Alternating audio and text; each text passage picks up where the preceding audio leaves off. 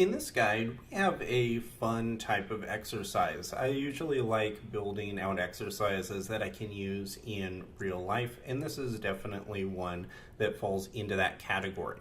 So right here, what we're building is a Markdown heading parser. So what it does is it converts a Heredocs string to a Markdown friendly format. And so what we have, or I should say it converts it into HTML from Markdown. So if you're not familiar with a couple of those concepts, let's walk through those as a review.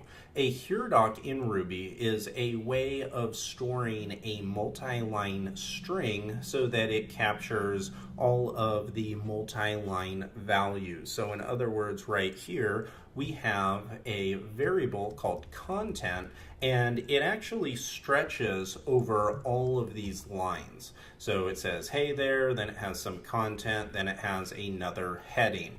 So if I come down and I want to print out what content looks like, then it's going to print it out, and it's going to print it out with the end of line characters and everything like that. So imagine a situation where you need to be able to store a lot of text and you don't want to store them one line at a time, and you also don't want to manually put in things like end of line characters. That could be very annoying, and many times if you're parsing data, say from a file or something like that, then it's really not economical to do that. So right here what we have is simply a variable that is storing a large string across a number of lines. That's the first part. That's kind of our review of what a Heredoc is. Now, the other thing that we need to know is Markdown syntax. So Markdown syntax is a way that you can add some styling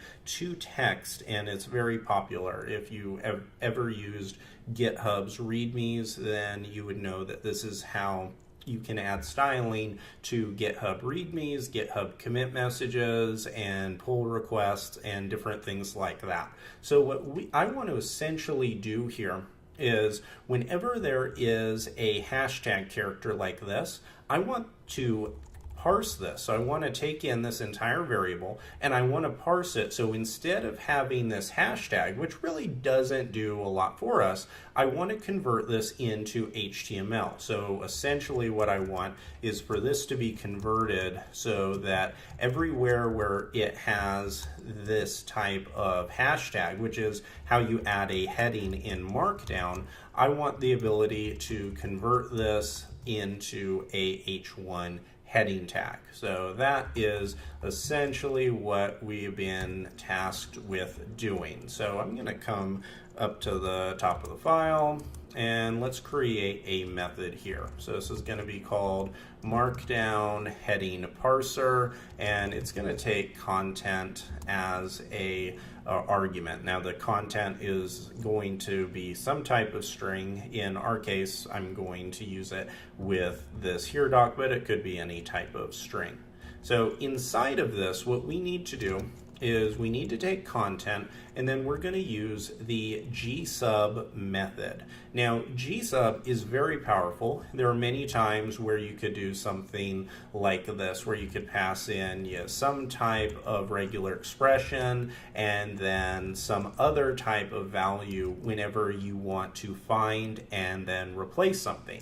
And that is one way of doing it. However, gsub also can take a block. So what we're going to do is we're going to say, by passing in the caret, the dot, a asterisk, a hashtag, a dot, a asterisk, and then end the regular expression. What this is looking for is it's looking for all of the lines where the hashtag is used. So essentially what we're looking for here is hey there and then another heading. So we're looking for lines 1 and then line looks like 4 or so. And so that is the first thing this is going to do. Now gsub, when you pass it a block, what it does is it actually allows you to wrap all of the matches in anything that we want. So here I can say heading as a block variable, and now simply pass in the h1 tags that we want. And I'm going to use string interpolation. So I'm going to say heading, and then I'm going to grab by slicing all of the values, and I'm going to get rid of the hashtag essentially. So I'm going to get rid of the hashtag and the extra space in front of it. And then let me close that off and then add the closing h1 tag and then close off the block. So essentially what we're going to do, and I'm going to copy this down to the end just to make sure that this is all working.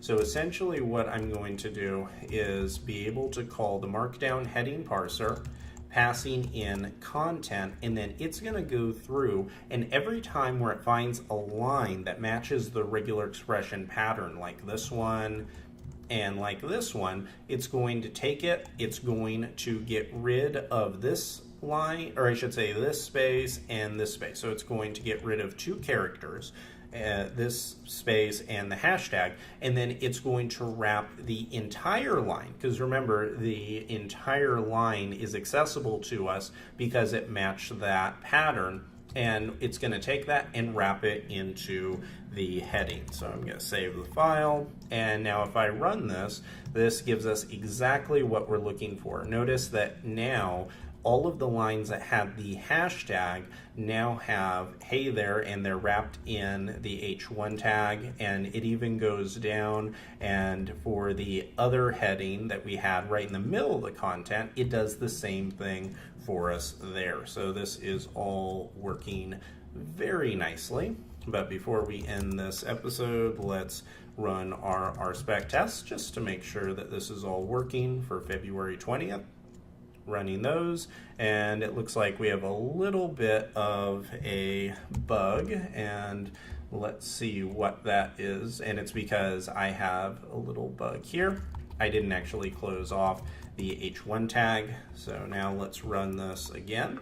This is the reason why, even when I think I have a solution that works, I always run the test, because you need to make 100% sure. And it looks like there we have one example, 0 failures. So this is how you can leverage blocks with the gsub method to be able to wrap content and to be able to do things such as working with Heredocs to be able to create your own parser in Ruby.